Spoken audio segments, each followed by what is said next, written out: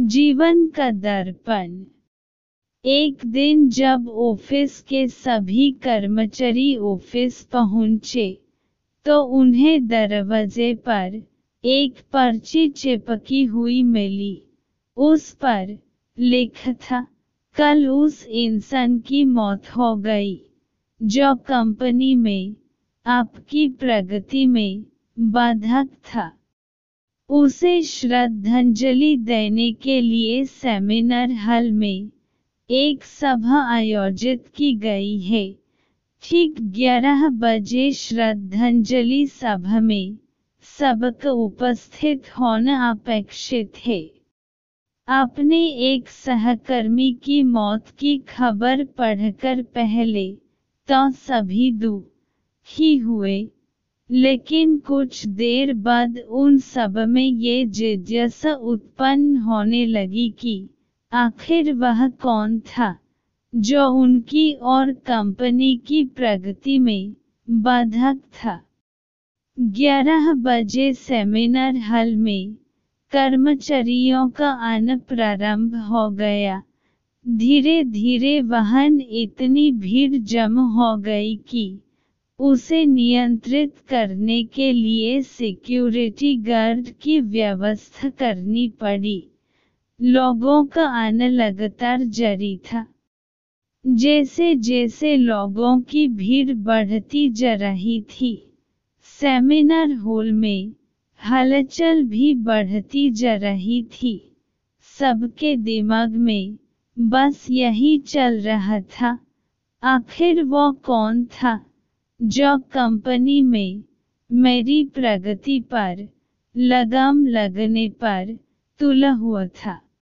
चलो, एक तरह से ये अच्छा ही हुआ कि वो मर गया। जैसे ही श्रद्धांजलि सभा प्रारंभ हुई, एक एक करके सभी उत्सुक और जिज्ञासु कर्मचारी कफन के पास जाने लगे। करीब पहुंचकर जैसे ही वे कफन के अंदर झांकते, उनका चेहरा फक पड़ जाता, मानो उन्हें सदमा सा लग गया हो। उस कफन के अंदर एक दर्पण रखा हुआ था। जो भी उसमें झांक कर देखता, उसे उसमें अपना ही अक्स नजर आता। उस दर्पण पर एक पर्ची भी चिपकी हुई थी, जिस पर कुछ ऐसा लिखा था जो सबकी आत्मा को झकझोर रहा था। केवल एक ही इंसान आपकी प्रगति में बाधक है, और वो आप खुद है। आप ही वो इंसान है जो अपने जीवन में क्रांति उत्पन्न कर सकते हैं। आप ही वो इंसान है जो अपनी खुशी, अपनी समझ और अपनी सफलता को प्रभावित कर सकते हैं। आप ही वो इंसान हैं जो अपनी खुद की मदद कर सकते हैं। आपका जीवन नहीं बदलता जब आपका बॉस बदल जाता है। आपका जीवन नहीं बदलता जब आपके दोस्त बदल जाते हैं। आपका जीवन नहीं बदलता जब आपके पार्टनर या साथी बदल जाते हैं।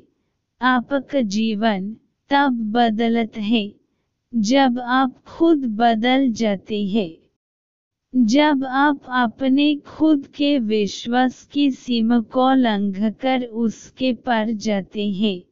जब आप ये समझ जाते हैं कि आप और सिर्फ आप अपने जीवन के लिए जिम्मेदार हैं, तब आपका जीवन बदल जाता है।